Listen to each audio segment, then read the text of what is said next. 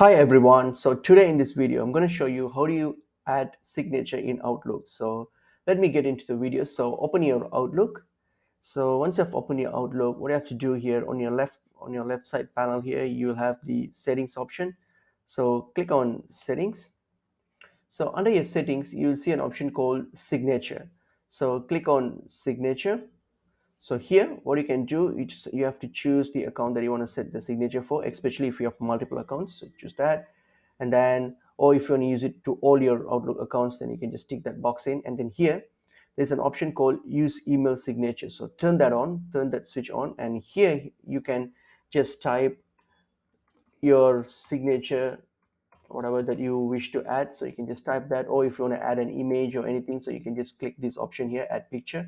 You can add your image or your actual signature or whatever that you wish to add.